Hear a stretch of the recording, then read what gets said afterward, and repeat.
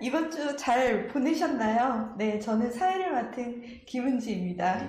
슬기로운 코로나 생활 마지막 시간 사회 최상철입니다. 네, 오늘 드디어 5번째 마지막 시간입니다. 4번의 시간, 인터넷 문제, 아이들 학교, 여러 가지 강의 꾸준히 잘 들어오셨습니다. 아마 오늘을 위해서 많은 분들이 여기 계실 것 같은데요. 오늘은 집중적으로 질문을 받고 거기에 대한 답을 드리는 그런 시간을 가져보도록 하겠습니다. 오늘은 정말 라이브, 좀 생생한 소통, 실시간 소통이 이루어지는 시간이 되도록 노력해보겠습니다. 네, 지금 채팅방에 이런 난리가 났어요. 두구두구두구두구 안녕하세요. 드디어 오늘이네요. 어머니들 여태까지 너무 오래 기다리셨습니다. 하지만 오늘 모든 걸 다 해결하려고 하시면 안 됩니다. 오은영 선생님께서 최선을 다해 주시겠지만 그래도 어머니들 차분차분 기다리면서 좋은 대답들 얻어가시길 바랍니다. 예, 정말 쉽지 않은 자녀 양육인데요. 거기다가 지금 올해는 코로나까지 겹쳐 있단 말이죠. 이런 어려운 시기를 어떻게 하면 슬기롭게 보낼 수 있을지 도움을 주실 수 있는 시간을 드리고자 합니다. 예, 안녕하세요, 오은영 선생님. 네, 안녕하세요, 오은영입니다. 네. 아, 이렇게 귀한 자리 초대해 주셔서 예. 감사합니다. 예. 그리고 여러분 반갑습니다. 지금 들어오기 전부터 너무나 많은 인사, 격려, 기대, 두근두근 또 많은 질문들 여기 앉아서 다 좀 보고 있었거든요. 어깨가 무겁습니다. 네, 오늘 이 1시간 동안에 어떻게, 네, 다, 네, 바닥을 다 긁어 오늘 좋은 시간이 되도록 최선을 다하겠습니다. 네, 감사합니다.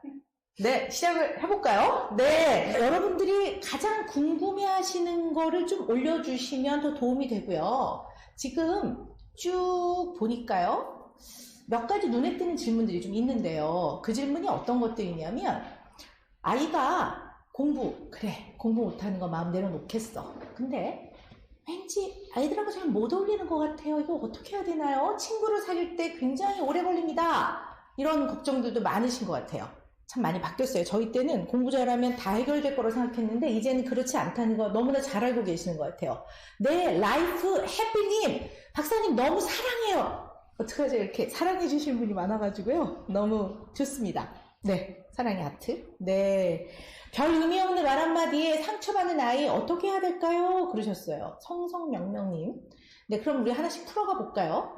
자, 다른 건 몰라도 아이가 마음 편하게 학교 생활을 했으면 좋겠다.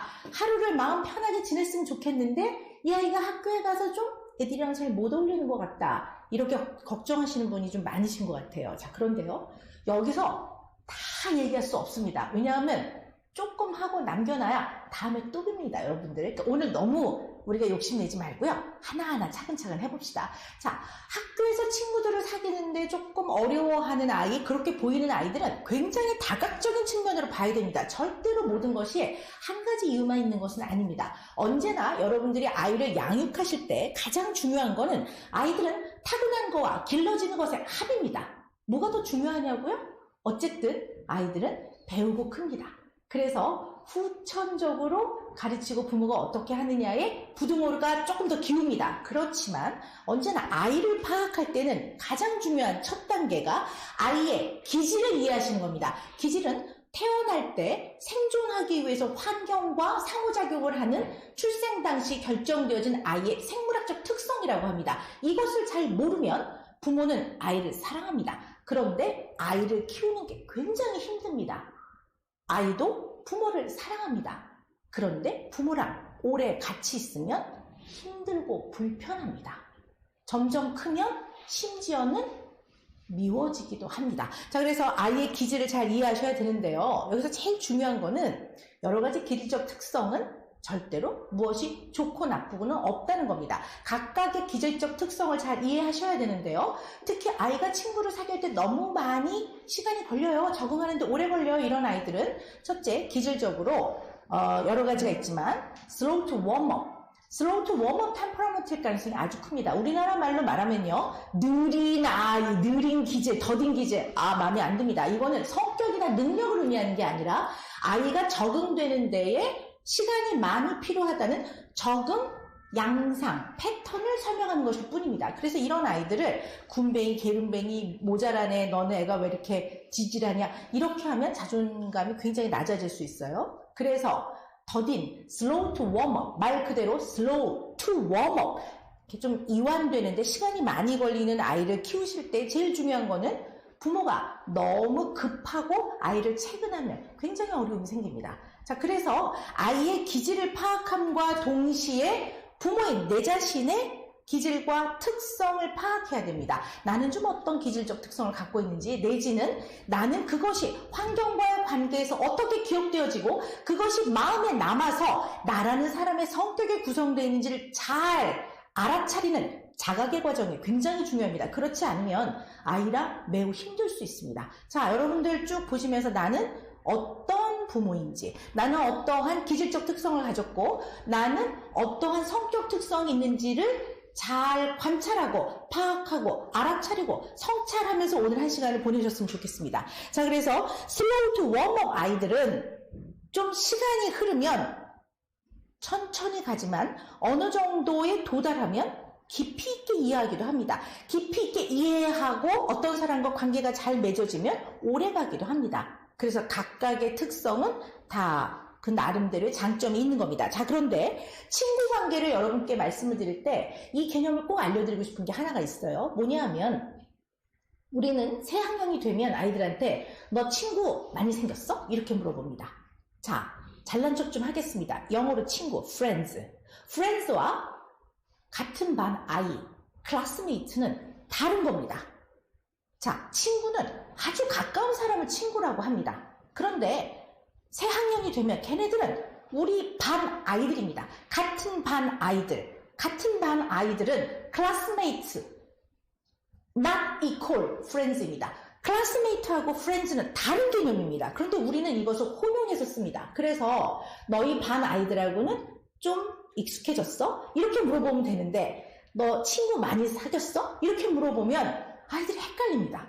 자, 친구는 시간 있으면 놀아줍니다. 반 아이들은 사정이 있으면 안 놀아주기도 합니다. 친구는 내가 물건을 들고 있으면 같이 들어줍니다. 그러나 같은 반 아이들은 사정이 있으면 안 들어주기도 합니다. 이것을 구별시키지 않으면 처음에 적응하는데 시간이 많이 걸리는 아이들은 친구를 빨리 못 사귀입니다. 이걸로 인해 자기는 친구가 없는 아이라는 약간 잘못된 내지는 편견을 가질 수 있기 때문에 여러분들이 그걸 잘 아이들한테 얘기해 주셔야 됩니다. 그러면 친구를 사귀는 내지는 사람과 가까워지는 데 있어서 가장 기본 원칙은 집단에 들어가면 예를 들어 학생이다. 등교부터 하교까지 그냥 반 아이들과 생활을 잘하고 오는 것이 첫 단계입니다. 친구랑 재밌게 우정을 쌓고 재밌게 지내다 오는 게 아니라 생활을 같이 하는 겁니다. 같은 교실을 쓰고 급식을 같이 먹고 그 다음에 화장실도 같이 쓰고 묻는 거 대답해주고 내가 궁금한 거 좀 물어보고 거기서부터가 출발입니다. 이걸 잘하고 오면 너는 잘하고 있는 거라고 얘기를 해줘야 되고 거기서 마음이 맞는 친구가 생기는 데는 시간이 오래 걸립니다. 이것을 의외로 부모도 이 개념을 잘 모르고 아이한테 잘 설명을 못 해주기 때문에 대인관계를 하는 데 있어 출발부터 엄청난 부담을 가지고 시작하는 경우가 매우 많습니다. 일단 이렇게 시작을 하고 그 다음에 시간이 흐르면서 아이들이 점점 친해지는 거니까 아이들 새로 반 바뀔 때 내지는 유치원에서 초등학교 들어갈 때 또 유치원을 처음 시작할 때 어린이집 시작할 때 초등에서 중에서 고등 내지는 고등을 졸업하고 뭐 대학이나 그 이후로 갈 때 어른들도 회사에 처음 들어갈 때 회사는 동료지 회사에 오는 사람들이 나의 친구는 아니라는 것을 꼭 기억하고 인간관계를 그렇게 시작하시는 건 좀 도움이 많이 될 것 같습니다. 물론 친구관계, 대인관계의 어려움을 보는 측면은 너무나 다양하기 때문에 이렇게 한 가지 측면만으로 볼 수는 없습니다. 그러나 우리 다음 후기를 또 기약하면서 오늘은 이 정도로 알고 넘어가는 걸 일단 배워보자고요. 자, 강원도 태백 강남이님 의미 없는 한마디 말 한마디 상처받는 아이유 성성명명님. 근데 이 얘기 좀 해볼까요? 자, 여러분들 이런 생각을 해봅시다. 우리는 인간이고 사회적 동물입니다. 그러면 아이들은 태어나자마자 가장 처음 만난 타인인 부모와 잘 지내야 합니다. 부모와 있을 때 기쁘고 행복하고 즐거우면 이것을 기본으로 아, 밖에 나가서 다른 사람하고 지낼 때도 기쁘고 재밌겠지? 이게 시작이 됩니다. 자, 그런데 정말 부모가 사랑하고 잘 대해줘도 유난히 다른 사람들이 자꾸 자기를 싫어하는 것 같다라든가 애들이 나한테 뭐라고 하는 것 같다고 신경을 많이 쓰는 아이들이 꽤 많습니다. 이건 역시도 굉장히 다양한 이유를 봐야 되고 여러분들이 늘 아시는 케바케, 케이스 바이 케이스입니다. 그래서 한 가지로 딱 단정을 지을 수는 없지만 오늘 이 시간에서는 한 가지 꼭 알고 넘어갑시다. 뭐냐면 인간은 생존을 하기 위해서 환경과 상호작용을 해야 됩니다. 환경과 상호작용을 할 때 언제나 아이들은 갖고 있는 것보다 새롭게 배워야 될 게 굉장히 많습니다. 그러면 새로운 것을 받아들일 때 아이들의 뇌와 몸으로 받아들여야 합니다. 이것을 받아들일 때 가장 먼저 거치는 것이 센서리 시스템, 감각입니다. 이 감각은 대표적인 오감. 오감을 비롯해 그것만 있는 건 아니지만 이제 오감을 얘기를 해보자고요. 그러면 가장 대표적인 게 청각, 소리. 청력이 아닙니다. 청력은 이비인후과 의사 선생님들 보는 겁니다. 우리는 정신과 의사들입니다. 소아청소년 정신과 의사도 있고 일반 정신과 의사도 있고 그러나 대체로는 좀 소아청소년 정신과를 같이 전공하는 선생님들이 좀 앞에 쭉 나오셨던 것 같아요. 자, 우리는 정신과 의사들입니다. 자, 우리가 다루는 거는 청력이 아니라 청각을 다룹니다. 자, 소리가 들리는데 이 청각이 굉장히 예민한 아이들이 있어요. 그러면 아주 신생아 때 젖을 빨다가도 무슨 소리가 쿵 들리면 무슨 소리지? 이런 애들이 있어요. 이것이 파악이 안 되면 약간 불편해요. 자, 그러면 환경에서 오는 다양한 자극은 경험을 하면 좀 나아집니다. 아, 옆집 아저씨는 늘 문을 저렇게 꽝 닫는구나. 그러고 나면 그게 좀 덜 불편한데 가장 익숙해지지 않는 게 사람의 말투, 목소리 톤입니다. 그래서 이 청각이 예민한 아이들은 엄마가 이리 와. 이렇게 친절하게 말할 땐 괜찮습니다. 그런데 급해요. 뭔가 빨리 가야 돼요. 그럴 때 빨리 와 빨리 그러면 왜 화를 내세요? 이런 애들입니다. 이래서 모든 사람들은 얘가 편안하도록 극도로 친절하고 다정하게 말해주지 않는단 말이에요. 언제나. 그래서 비켜 이러면 제가 날 싫어해. 애들이 몇 명 놀고 있는데 쓱 다가가는데 일로 와 이러는 친구도 있지만 그냥 또 쓱 보고 마는 애도 있거든요. 걔를 싫어하는 게 아닌데도 굉장히 친절하고 아주 이상적이고 부드럽지 않으면 그것은 곧 나를 싫어하고 좋아하지 않는다라고 받아들이기 쉽습니다. 그래서 이런 특징을 가진 아이라면 부모가 이걸 잘 알아차려야 되고 부모가 해줄 수 있는 가장 중요한 첫 단계는 친절하게 말하는 겁니다. 근데 친절하게 말한다고 해서 애 비위를 맞추라는 건 아니고요. 아이를 키우는 양육에 있어서 친절하게 대하라는 거는 좋게 말해주라는 겁니다. 좋게 말해주되 아이에게 그래 너가 그렇게 느꼈구나 먼저 수긍을 해주셔야 됩니다. 수긍이라는 거는 다 들어주라는 얘기가 아니라 너가 그렇게 표현한 걸 내가 알아들었어입니다. 예를 들어 엄마 난 좀 매운 것 같은데 이랬을 때 그래? 너가 좀 매워? 이렇게 해야 되는데 난 안 매운데? 이거는 나의 의견과 나의 생각을 표현하는 거지 상대방의 의견이 옳고 그른 걸 떠나서 내가 네 생각을 수용하겠어 라는 태도가 떨어져 있는 거예요. 그게 많이 부족한 거죠. 그래서 내가 아무리 안 매워도 상대가 가까운 사람이 특히 아이가 나 좀 매운 것 같은데 그러면 그래? 좀 매워? 그런가? 좀 다시 먹어볼까? 좀 그럴 수도 있고 좀 매워? 그럼 다음에 조금 조심해야 되겠네. 이것이 애한테 비위를 맞추는 것이 아니라 가장 기본인 존중을 기본으로 하고 있는 겁니다. 그래서 부모와 자녀 간의 관계는 늘 존중이 매우 중요하기 때문에 아이가 표현한 의견과 감정에 대한 존중을 기본으로 하는 수긍은 매우 중요하다는 걸 여러분이 알고 계셔야 됩니다. 그래서 부모와 편안한 관계를 맺어야 그 다음에 충고나 조언을 해주는 게 가능합니다. 왜냐하면 마음의 다리가 연결이 안 되면 아무리 좋은 내용을 전달해도 전달이 잘 안 됩니다. 그래서 먼저 마음을 잘 연결해서 이 아이가 내가 말할 때 나를 쳐다보고 내가 뭐라고 말하는 걸 잘 들을 수 있는 그 다리를 연결하는 것이 부모로서 가장 중요한 부분이라고 생각을 하시는 게 맞습니다. 네, 지금 보니까요. 내 존중, 금방 공부를 하시네요. 네, 제 의사만 말했는데 이렇게 금방 또 알아차리세요. 금방. 네, 부모와 마음의 다리 반성하게 되네요. 네.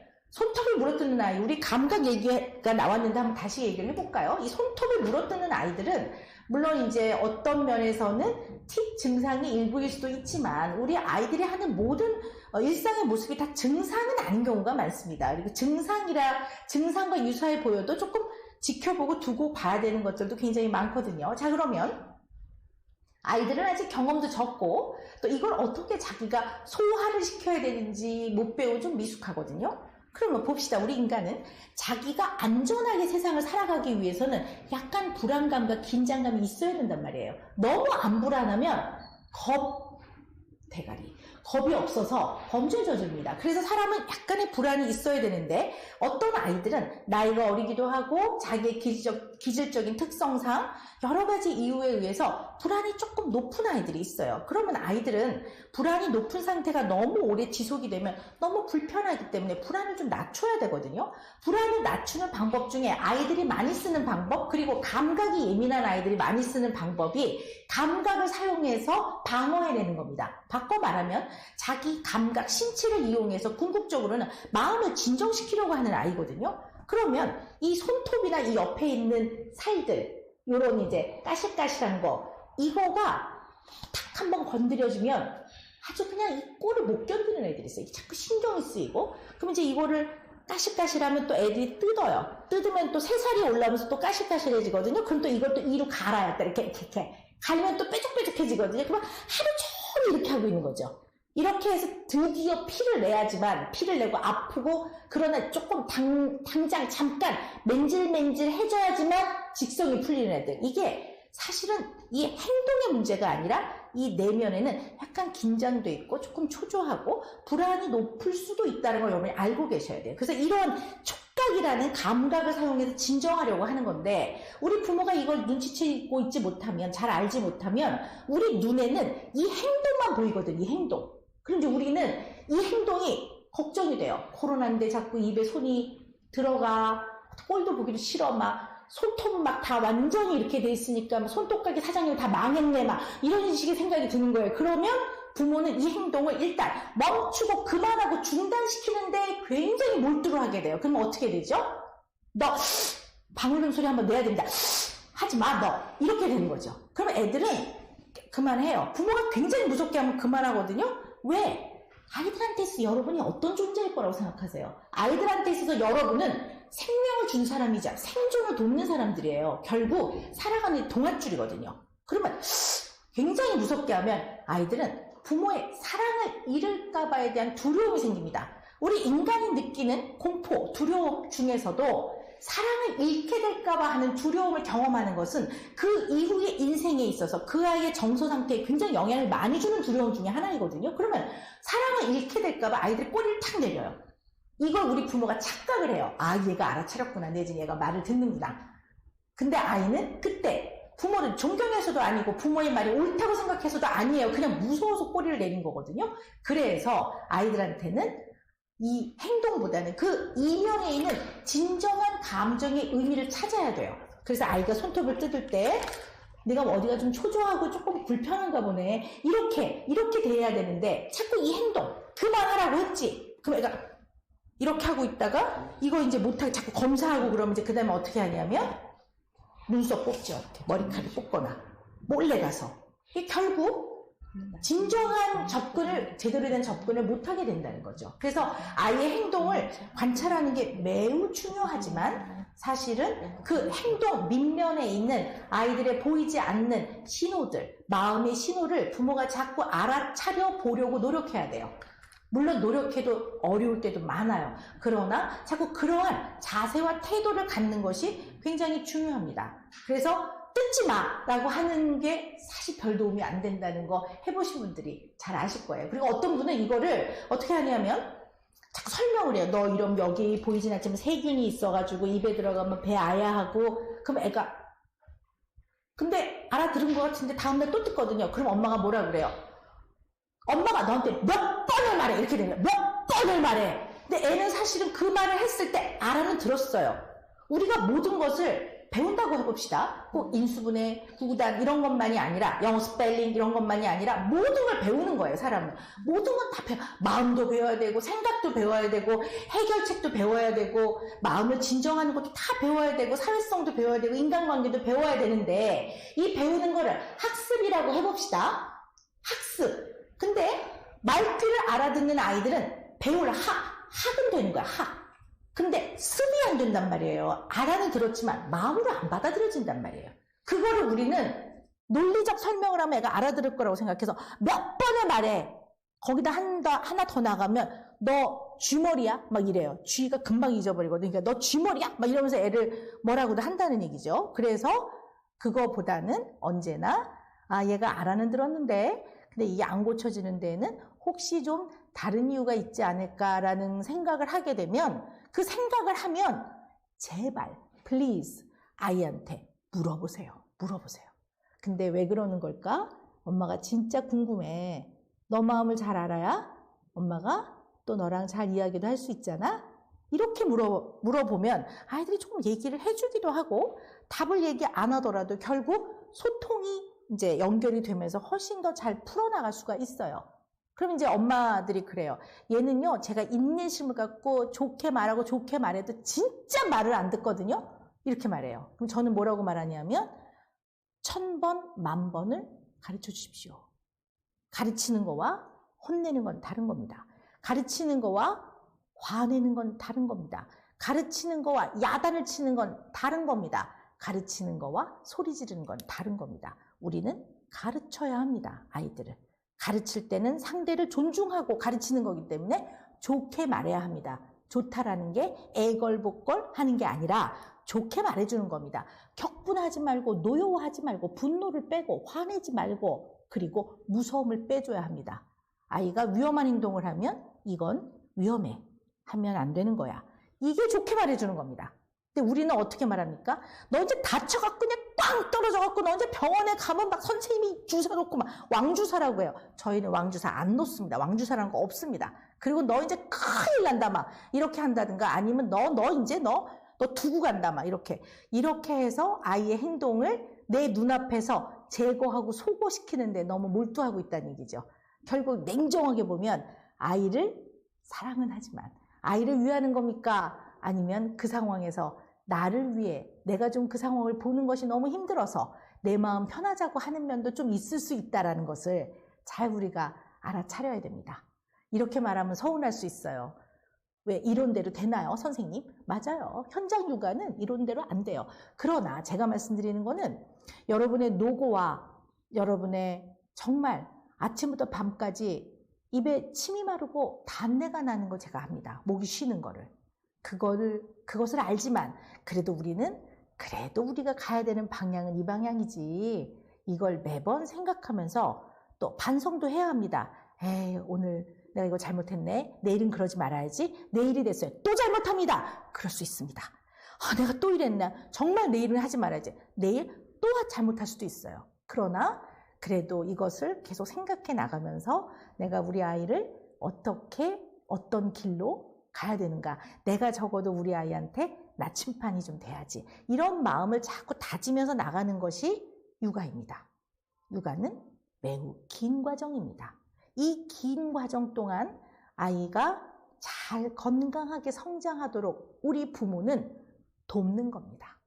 그래서 내가 얘를 어떻게 도울 것인가를 늘 생각하면 뜯어 고쳐줄 것이 아니라 어떻게 도울 것이냐 이런 생각을 좀 하신다면 한결 좀 약간 마음이 편안해지면서 그래도 아이를 좀 편안하게 대하는 쪽에 한 발 더 다가가실 수 있을 겁니다. 네. 제 목소리 들으면 울컥울컥 눈물이 난대요. 네. 눈물이 나오면 울어야 하는 겁니다. 네. 우십시오. 어머니 여기 눈물 나면 우시고요. 네. 지금 보니까 네. 우리 전명희님 세종이시군요. 홍성진님 안양. 네, 우리 애는 제 배꼽을 만져요. 네, 그 금쪽 같은 내 새끼 배꼽 만지는 우리 재윤이 나왔었는데, 또 비슷한 아이군요. 네. 이사를 했는데 학교를 못 가서 그런지 분리불안도 좀 있고요. 그렇다고 하시는데요. 자, 아이들이 느끼는 굉장한 두려움, 공포라고도 하죠. 그리고 아이들의 그 향후의 인생에 정서적인 상태에 영향을 많이 주는 두려움 중에 또 하나가 부모랑 헤어지는 두려움입니다. 그래서 보통은 아이들이 만 3세가 넘으면 부모가 나를 사랑한다는 이 보이지 않는 무형의 감정에 대한 마음의 상이 좀 생깁니다. 그래서 엄마가 안 보여도 나를 사랑해. 우리 엄마, 아빠는 밖에 회사에서 일하고 있지만 언제나 마음 안에는 나를 사랑하고 있어. 이게 조금씩 자리를 잡아서 만 36개월이 지나면 좀 어린이집에도 좀 가 있고 이게 가능한데요. 이게 좀 사람마다 좀 다릅니다. 조금 오래 가는 아이도 있고요. 어른인데도 그런 분이 있어요. 자꾸 배우자한테 어디야 빨리 와 얼굴을 보여줘 내지는 나 사랑해 오늘 사랑한다는 말 한 번도 안 했어 사랑한다고 말해줘 이러면 이 부부는 아직 36개월 정도에 머물러 있을 수도 있다. 어떡하지? 그런 생각도 합니다. 그래서 아이들이 시간이 지나면서 발달이 되면서 좀 편해지기는 하는데요. 아이들마다 좀 차이가 있고 아까 좀 기질도 말씀드렸지만 조금 시간이 많이 필요한 아이들은 그때 여러 가지 방법, 효과적인 방법도 있지만 좀 엄마 회사도 좀 데리고 가서 엄마 자리도 좀 알려주고 엄마 일하는 모습도 좀 보여주시고요. 그 다음에 이제 어린이집 같은 데 갈 때 약간 그 앞에 가서 여러 번 이렇게 보고 또 오고 그 다음에 기웃기웃 문 열고 한번 들여다도 보고 선생님들하고도 안녕 이렇게 한번 하고 이 조금씩 가랑비에 몸졌듯이 조금씩 익숙해져 나가는 그런 경험을 해보는 것도 좀 도움이 되는 경우가 많거든요. 네. 네, 사춘기 아이와 소통하는 방법. 야, 이거는 뭐, 이 며칠 밤을 새도 이제 다 못하는 이야기이긴 하지만요. 근데 이 질문을 제가 딱 듣고, 이 말씀을 좀 드려야 되겠다, 이렇게 생각을 했는데요. 이게 뭐 이렇게 정답은 아니지만, 대체로 아이를 키울 때, 특히 이제 아빠들에게 드리는 말씀인데요. 뭐 아빠의 역할과 엄마의 역할이 따로 있는 건 아니에요. 그렇지만 이제 요즘 아빠들이 뭐 아빠로서 어떻게 해야 되나 이건 이제 많이 물어보시니까 이제 조금 그렇게 말씀을 좀 드려보려고 하는데요. 되게 유아 단계는 부모는 아이와 친해야 합니다.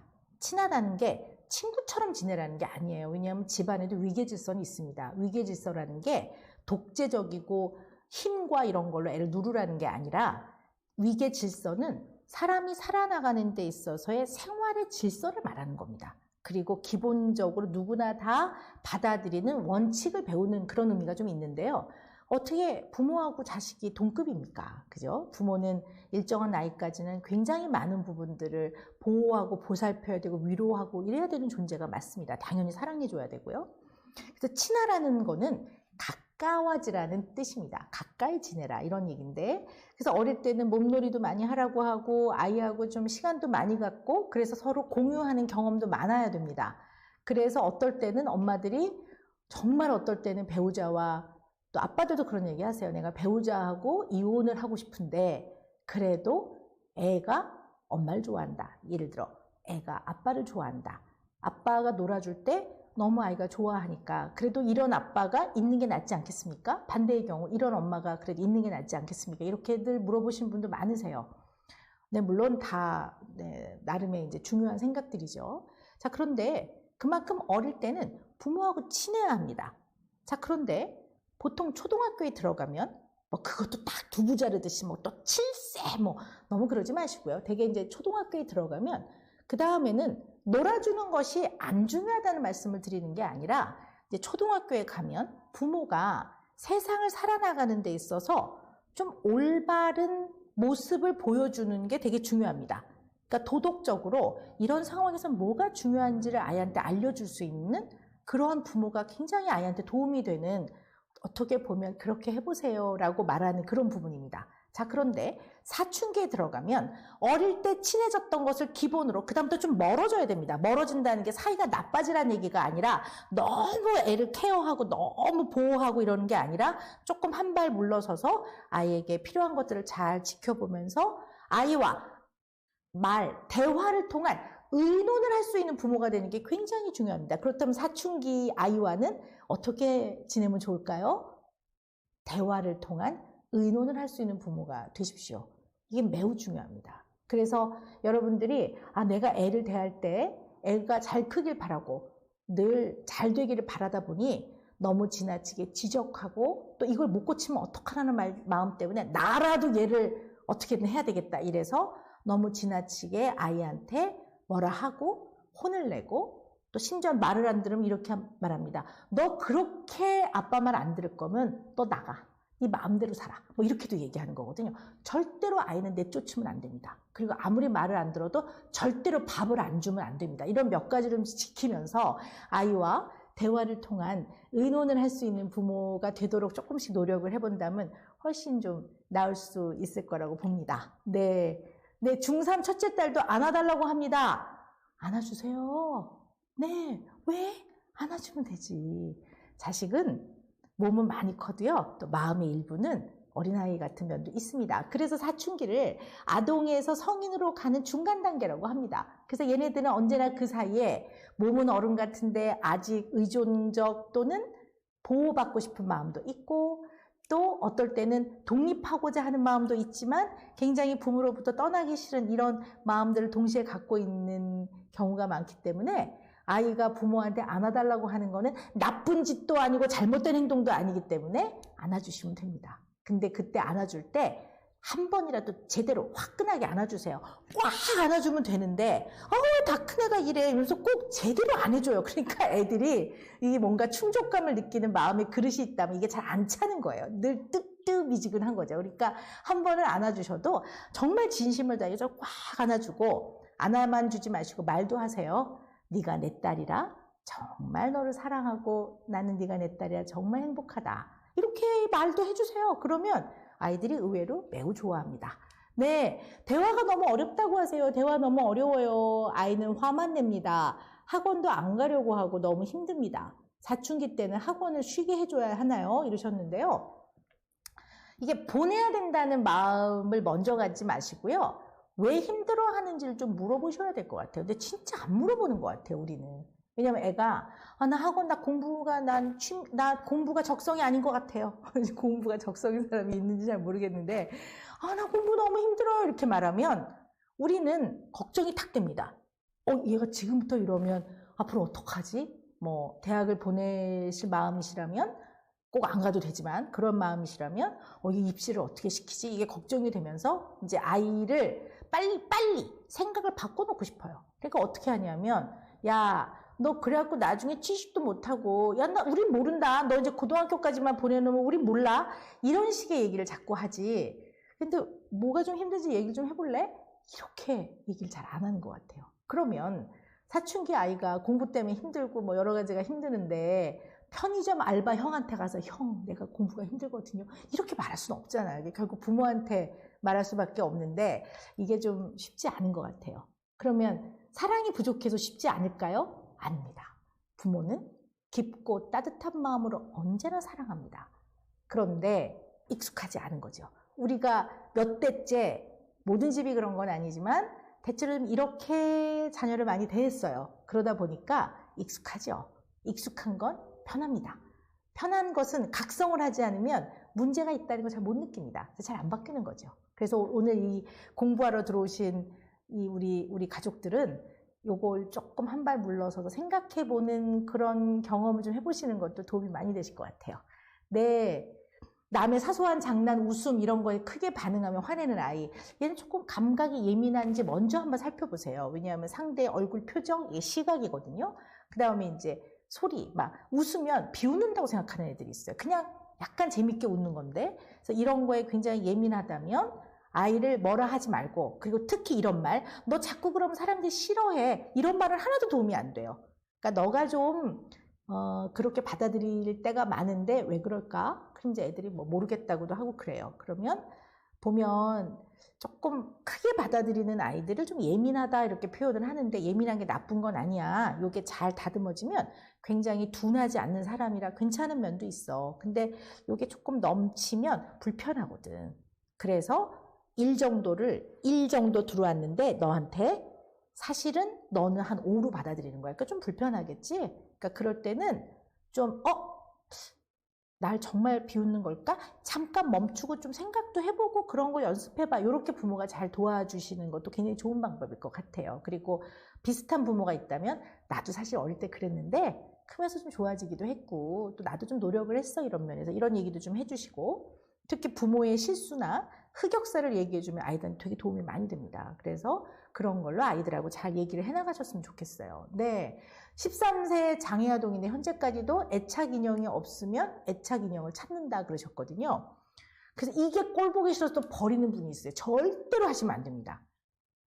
서울의 모처에 인형병원이라는 게 있습니다. 실제로 있습니다. 그러니까 애착 인형을 좋아하는 사람이 얼마나 많으면 인형병원. 병원하고 똑같습니다. 인형을 데리고 가면 일단 진찰을 합니다. 얘가 눈이 빠졌으면 안과, 털이 빠졌으면 피부과. 이렇게 해갖고 또 인형을 입원시킵니다. 그래갖고 이걸 또 다 복구를 해주는데 그럴싸하게 나온다고 합니다. 그 밑에 댓글을 제가 한번 봤더니요. 저는 29살 청년입니다. 이 인형, 얘는 그냥 인형이 아닙니다. 얘는 저의 인생의 동생입니다. 막 그래서 거의 흐느끼세요. 그럴 만큼 또 이러한 사물, 인형에 굉장히 마음을 이렇게 주고 정말 그야말로 애착 인형이 굉장히 중요한 아이들이 많습니다. 그런데 다 큰 애가 막 포대기 끌고 다니고 막 인형 안고 다니면 사실 또 남자애가 그러면 아빠들은 이런 생각이 딱 들어. 이 험난한 세상을 얘가 어떻게 살아갈까? 막 이런 생각이 들어서 너 이제 갖다 버린다? 실제로 버리세요. 그거는 아이를 사랑하지만 아이의 마음에 그 결이 안 맞는 거지. 그러니까 아이의 마음을 잘 이해하지 못하는 면이라고도 볼 수 있어요. 그래서 애착 인형 좋아하는 애들은 절대 뺏지 마십시오. 그러나 또 한편으로 보면 애착 인형도 좋아하지만 또 실제 존재하는 부모, 이런 부모와 또 정말 이렇게 편안하고 신뢰롭고 마음을 안심시키는 관계를 맺는 것도 굉장히 중요하거든요. 그래서 이렇게 좀 다양하게 맺어갈 수 있도록 아이와 아까 말씀드렸지만 대화도 하고 언제나 마음이 이해 안 되면 잘 물어보고 중요한 건 친절하게 말해주고 또 3번만 딱 3-4번만 참지 마시고 1000번, 10,000번을 얘기해주고 이런 과정을 아이랑 한 발씩 이렇게 해나가는 게 되게 중요할 것 같습니다. 네. 8세, 4세, 2세 다자녀 양육 팁. 네, 부탁드립니다. 이것도 며칠 밤 새야 돼요. 이런 질문이 너무 중요한 질문인데요. 사실 좀 당황스러워요. 왜냐면 너무 광범위한 얘기를 다 말씀드려야 되는데 중요한 얘기이긴 하거든요. 연령대가 다 다르잖아요. 8세, 4세, 2세면 굉장히 많이 차이가 나는데요.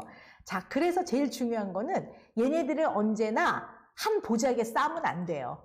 그러니까 8세는 8세로서의 위치에서 해야 되는 여러 가지가 있는 거고 4세는 4세, 2세는 2세.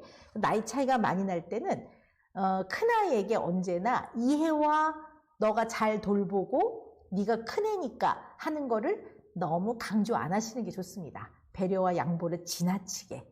또 어린아이들한테는 어떻게 보면 형이나 뭐 언니나 누나한테 너무 지나치게 복종을 강요하지 않는 게 제일 좋고요. 사실 8살이지만 이거 만 나이로 보면 초등학교 1학년 7세일 가능성이 크거든요. 얘도 어려요. 그래서 다자녀일 때는 제일 중요한 첫 단계가 자기 소유와 자기 영역을 분명하게 해줘서 이걸 구별하고 이 안에서 안정감을 갖는 것이 굉장히 중요합니다.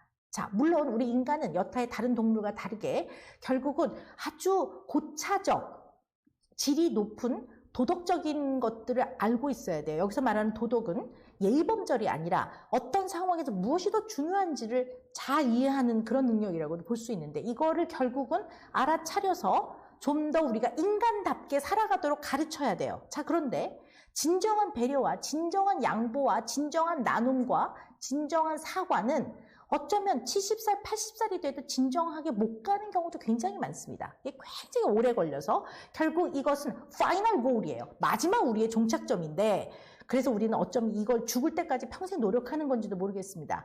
그리고 꼭 배워야 되는 거 맞습니다. 그러나 이게 너무 중요하다 보니까 너무 어린아이한테 이걸 먼저 강조하는 거죠.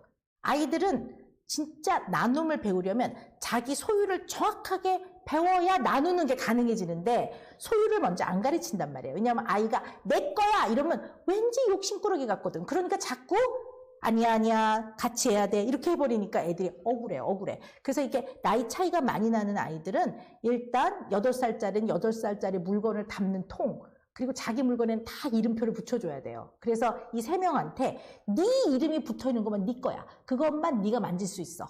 나머지 거는 물어봐야 해. 이걸 가르쳐야 돼요. 이것이 경계를 넘어가지 않는 교육의 첫 단계예요. 이게 잘 배워져야 남의 몸도 함부로 만지지 않는 겁니다. 그렇게 해서 야박스러워 보이지만 일단 이렇게 해야 아이가 자기 거라는 안정감을 갖고 그래 빌려줄게가 되는데 꼭 큰애한테는 아가잖아 좀 줘. 그러면 애가 내 건데 그럼 사실 인정해주면 돼요. 네 거 맞아? 이렇게 안 하고 너 다른 거 많잖아. 그럼 애가 내 건데? 그럼 얘 너는 왜 이렇게 욕심이 많니? 너 자꾸 욕심 부리면 안 사준다. 막 이래요. 그러니까 애가 엄청 두렵고 억울해요. 그래서 언제나 내 건데 그러면 네 거 맞아. 그런데 잠깐 빌려주면 아마 금방 안 할 거야. 뭐 이러기도 하고 서로 말이 통하면 사실 맨 큰아이 거면 둘째한테 물어봐. 빌려달라고. 이거 누구 거야? 그럼 이거 오빠 거 맞아요. 그럼 물어봐. 오빠 빌려줘. 그러면 큰애가 안 빌려주기도 해요. 싫은데? 그럼 빌려달라잖아. 동생 이거 얘기하면 안 돼요. 어쩔 수 없네. 그럼 네 거 치워. 네 거. 동생한테 안 빌려준대. 할 수 없어. 네 거 갖고 놀아. 근데 내일 또 빌려달라고 해봐. 마음이 바뀔 수도 있어. 이렇게 이것부터 가르쳐야 이거를 기초로 해서 그 다음번에는 나누는 게 훨씬 잘 배워지는데 우리는 언제나 너무나 이 마지막 파이널 골 우리 모두 다 함께 좋죠. 다 함께 너무 좋은 거지만 이걸 너무 어린아이한테 미리 좀 강조하는 것 때문에 오히려 아이들이 좀 잘 못 배워지는 면도 있는 것 같아요. 네.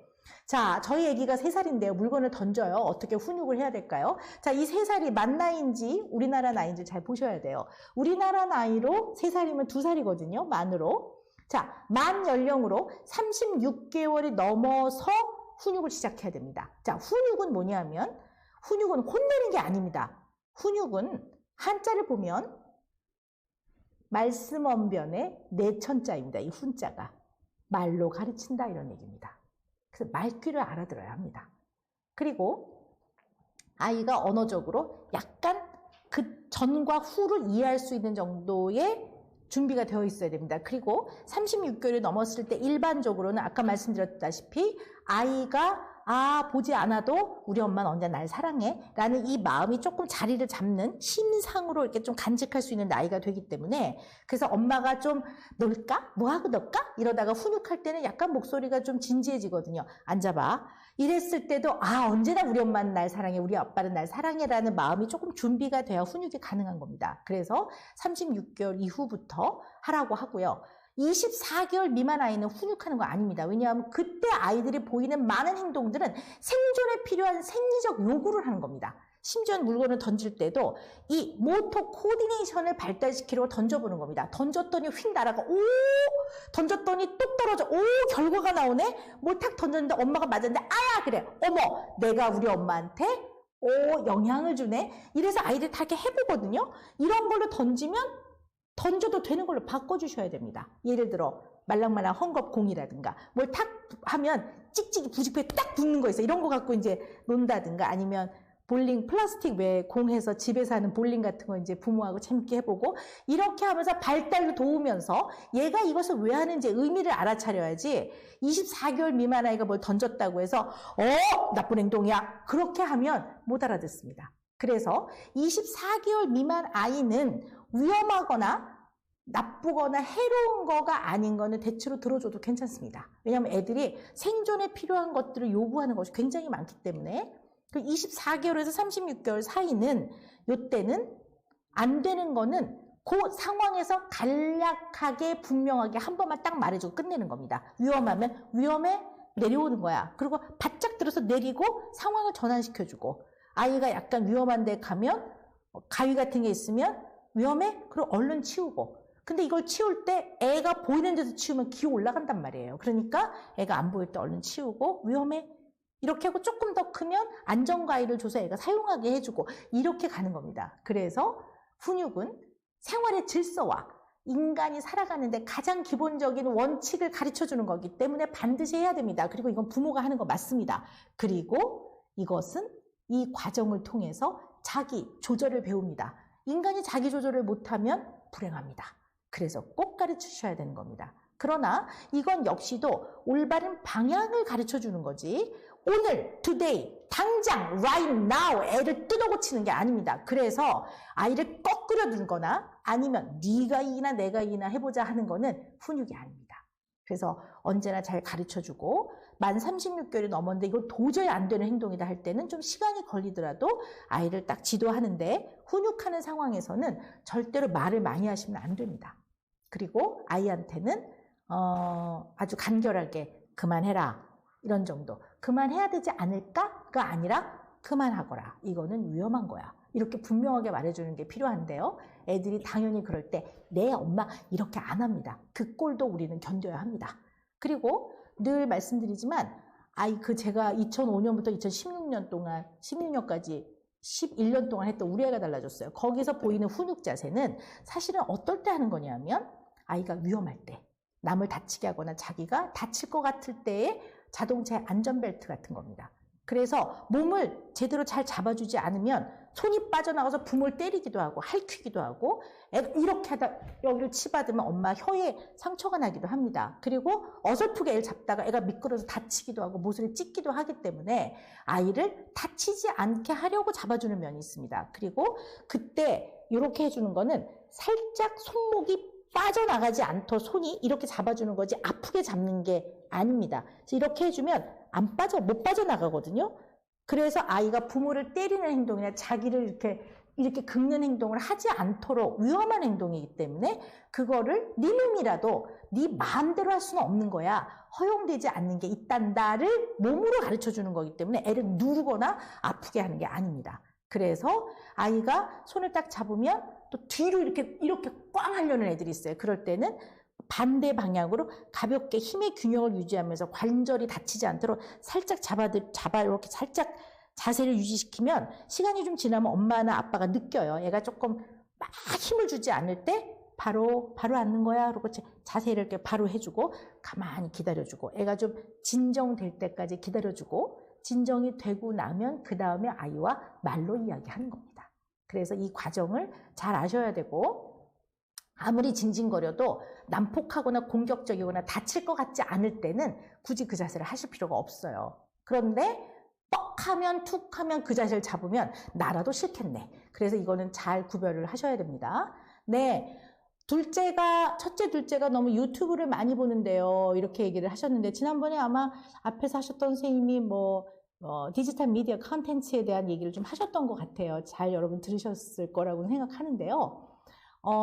제일 중요한 거는 어떤 전문의도 어떤 국가에서도 24개월 미만 아이한테 동영상이나 시각적 정보를 많이 제공하라고 말하는 데는 아무도 없습니다. 그러니까 24개월 미만은 뇌 발달상 시각적 정보를 많이 보는 거는 정말 좋지 않습니다. 이때는 사람의 성대를 통해 울려 나오는 소리의 즐거움을 경험시켜야 됩니다. 그래서 엄마 아빠가 직접 말해주는 게 좋습니다. 그리고 나서 이제 아이들이 점점 뇌가 발달하면 어쩌면 이제는 이런 디지털 미디어 컨텐츠를 금지하고 못 보게 하는 거는 어려운 세상이 된 것 같습니다. 그래서 이미 특히 10대 아이들한테는 이것이 거대한 교육의 장이자 놀이의 장으로 이제 바뀌었습니다. 그렇다면 이제부터는 어떻게 올바르게 사용할 수 있게 교육을 시키냐의 문제인 거지. 이거를 금지와 막 이런 걸로만 보는 걸로는 더 이상 아이와 소통하기 어렵습니다. 그래서 언제나 내용이 좋은 내용이어야 되고 이 좋은 내용의 컨텐츠는 책이라고 생각하실 수밖에 없습니다. 그걸 통해 많이 배워나가기 때문에 그러나 우리가 아무리 양서라 하더라도 책방 서점에 가서 처음부터 꽂혀져 있는 책을 다 사지 않습니다. 자기가 고릅니다. 뭐가 보고 싶은지 어떤 게 좋은 내용인지 나한테 어떤 게 필요한지 책을 고르듯이 이 무지하게 많은 디지털 미디어 컨텐츠도 자기한테 좋은 내용, 필요한 내용을 선별하는 그 과정을 가르치셔야 됩니다. 그리고 시작하기 전에 양과 시간을 정해야 합니다. 왜냐하면 놀이로도 사용이 되거든요. 놀이로도. 그러나 책이라고 하더라도 아무리 좋은 책도 밤새고 보는 건 안 되는 겁니다. 우리가 그럼 내일 봐라, 잠자야지 이렇게 하듯이 밥 먹을 때 책을 보면 밥 먹고 책은 나중에 봐 이렇게 우리가 얘기하듯이 아이가 아무리 좋은 내용에 그야말로 교육적으로 도움이 되는 그런 걸 본다 하더라도 아이가 때와 장소에 따라서 할 때는 책을 볼 때, 과도하게 볼 때 우리가 하는 거랑 똑같이 적용을 하시면 사실 도움이 많이 됩니다. 그러나 놀이도 하지요. 저도 어릴 때 놀이터 가서 놀기도 하고 그랬는데 나가서 놀 때 정합니다. 너 언제 올 거야? 그러면 엄마는 1시간만 놀다 들어올게. 이렇게 하고 나가지. 조그만 아이들이 나가서 감감무소식이 되지는 않습니다. 그러면 되게 놀이로 사용이 될 때도 자기가 시간을 정하게끔 이렇게 하는 게 굉장히 중요합니다. 그래서 언제나 우리가 놀이로 사용이 되더라도 심지어 게임을 하더라도 시간을 정하고 어느 정도 사용할 것인지를 아이와 늘 의논을 하셔야 됩니다.